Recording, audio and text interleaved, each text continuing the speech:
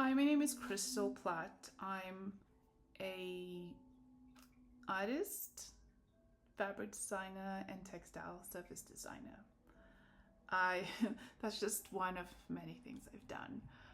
Let me tell you a little bit about me. I'm going to link my Instagram profile at the bottom of this video so you can take a peek into my content that I have already. So I'm starting this YouTube channel and I'm going to be, let's put this down a little bit so I fill the frame a little more. So I'm starting a YouTube channel just for fun and just like a creative outlet, and I'll see where it ends up. I know that most successful artists will say that every artist needs to be on YouTube. I have also noticed that a lot of artists on YouTube, their revenue comes mostly from YouTube AdSense instead of their art. That is an interesting phenomenon to me. But anyways, why don't we start with me telling you a little bit about who I am. So I was born in South Africa. I did grow up in the system of apartheid, which, people always ask me about that, and I will explore more of that political stuff and how it relates to me as you get to know me, and probably some of it will show up in my artwork as well as my writing. And I'm currently living in Salt Lake City. When I left South Africa, I moved to the San Francisco Bay Area. My parents took us there. I was a late teen. And from there, I went on to study fabric design at a school in Berkeley, California. It was called the Professional School of Fabric Design. And I studied for 2 years with a woman called Zita Rothman. And this was pre-Adobe and pre-computer graphics. So everything was done with paper and tracing paper and transfer paper and gold pens and these little straight edges, and everything was done by hand, which I'm very grateful I was able to learn like that tactile design, because even to this day, if I do something on Procreate or if I do it on Adobe Illustrator, I still like to sketch with pencil first. And I think what that does, I have a hand developed, and I'm able to, even though I'm using vectors, which makes everything very precise and very straight, I'm able to still have this organic appeal in my work. And I don't have much work to show you. I've been very focused on just, working. I'm a single woman, and with the ever-changing environment in our world, I've had to really dial in and focus on surviving and working and supporting myself, which is not a bad thing because I've been able to achieve that. However, with that, my creativity has really suffered. So I'm at a point in my life where my experience in workplaces has been nothing but being held back. And I am a very strong person. I'm very direct. I have a very good work ethic, but I don't play the political game very well. I'm result oriented. I would make a very good boss one day, and to be frank, I need to own my own company. I've known this for inside of 30 years now. I'm 50 years old. I had parents who ran their own business, and whenever I'd go home and ask for advice about work, my parents would sit me down, and the line was always, why don't you just quit wasting your time and start your own thing? So anyways, After I studied fabric design, I went on to work as an interior resource librarian. It's one of the best jobs I've ever had. I worked at a place called Skidmore, Owings and Merrill. Short, it's called Skidmore or SOM, and it was phenomenal. At that time, it was one of the 5 biggest architectural firms in the world, with offices in Hong Kong and not Dubai at that time. There's like Hong Kong, and I think there was Germany, and there's London. I think it was Berlin or Frankfurt. I can't remember. London, a San Francisco office, a New York office, and I worked with a woman there called Tamara Dinsmore. Also another strong, phenomenal woman. So I had really great mentors early on in my life. I only have 2 regrets in my life, and one of them is leaving that job.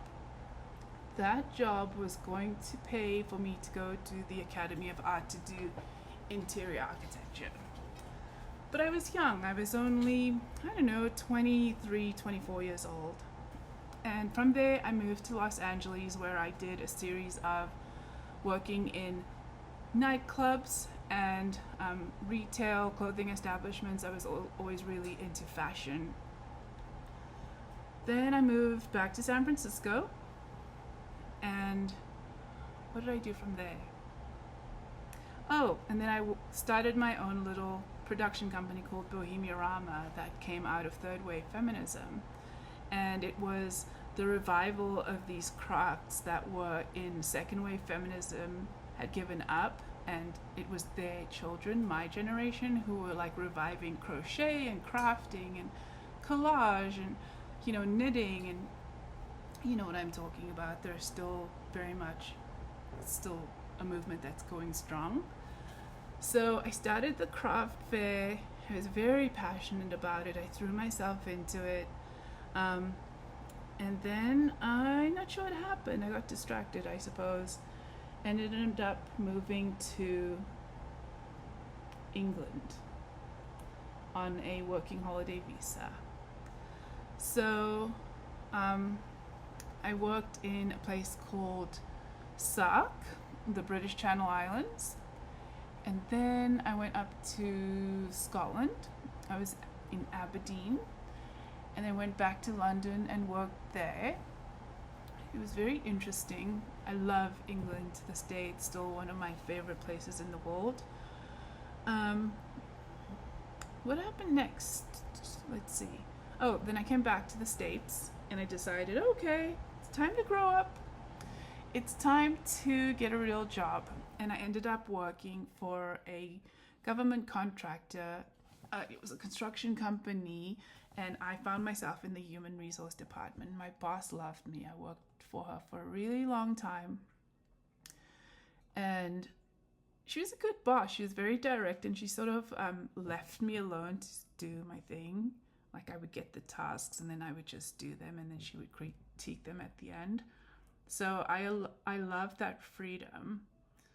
From there, I sort of went, okay, I'm not really vibing with this anymore. And I looked at some of the jobs I had in my past, and they were always in hotels, architecture.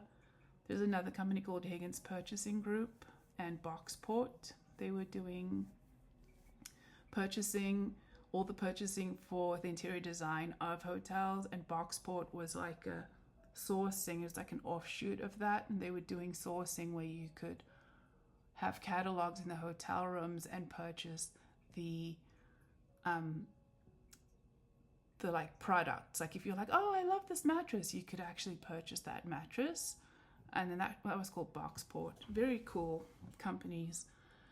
So anyways, after human resources, I think that's where I kind of went left, and like I just kept going, and I shouldn't have. But anyways, what's done is done. I was also showing artwork. At that time, I was making greeting cards, developing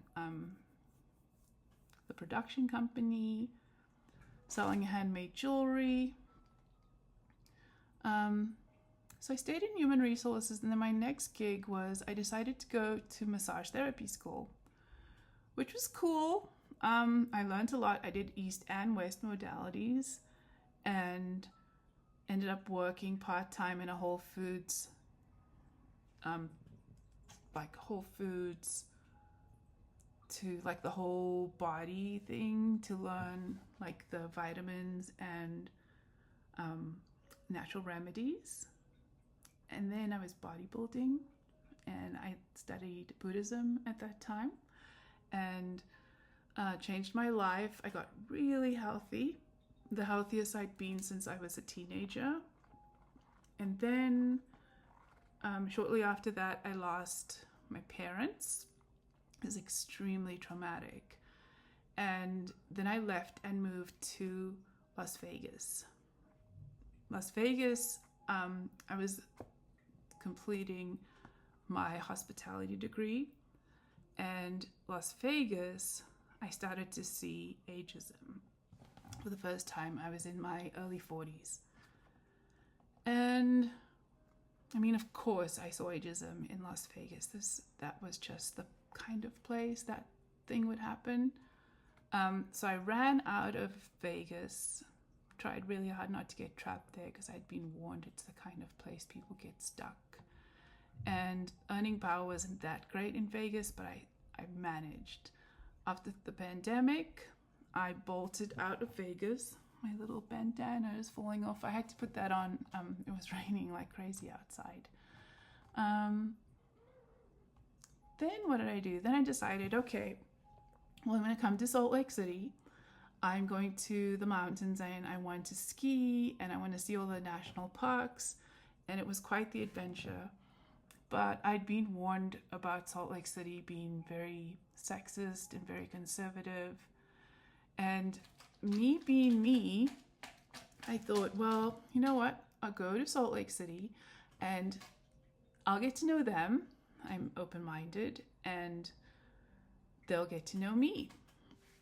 Well, that's a whole other YouTube video, actually YouTube channel. Salt Lake City for a feminist. Okay, so firstly, I'm a feminist. Always been. My mom was the strongest feminist I've known. Child-free. Gosh, it has been, like, I can't even begin to tell you. It has been wild. It has been a wild ride.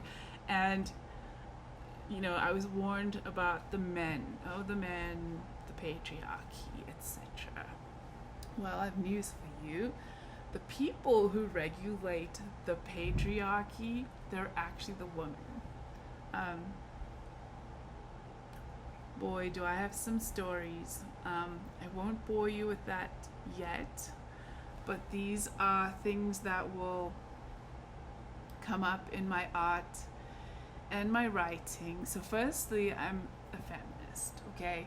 And even though I grew up in South Africa, I never really focused on race. I had a very edited life in South Africa. My parents made certain of that. So, yeah, like the first time I experienced racism was actually in the United States. And when I tell people that, there are some people, educated people, like, oh, of course. And other people are like, what? You know, surprised. I was quite surprised. But one of my issues with the United States is that it really forces you to grapple with race and to think about it and make me think about it in a way I'd never thought about it before. So as much as Utah has been difficult, it has absolutely grown those parts of me that was sort of laying dormant. Out of that, I've really because I love to travel and I love to research places, I've really taken a shining to learning more about colonialism. And I love history. I've always loved history, especially how it plugs into travel and food history and how, you know, some of what we see today is all based on history. I love looking at history, like big picture history. But So yeah, the colonialism stuff, I'm really diving into that because of course I'm a product of that. I'm very mixed. I am multiracial is what we call me in my country. And here in the States it's like, oh well, you're mixed race and you're black. Well, that's another video for another time. But again, you'll see some of these things in my artwork, in my writing, and as I visit colonial places and as I take a deep dive into Native American history, which I adore. It's one of the main reasons I wanted to live in the Southwest, to be closer to Native American history. But the thing that's interesting is Utah, although it's in the Southwest, Mormonism sort of like waters down the Southwestern vibes. So if you go to Arizona or even Colorado, you just feel those Southwestern roots a little more prominently. But Utah has taught me so much, so much. It has reinforced my feminism. It has made me 15 times stronger than I was. It has solidified my identity as a woman, an immigrant, a minority. I mean, I am all of the boxes. The only box I am not is a lesbian, like literally, but I'm all of the others. And to be sitting in Utah with those characteristics has been fascinating, to say the least.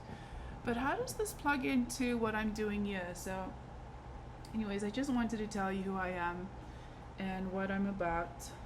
I think I have a lot to bring.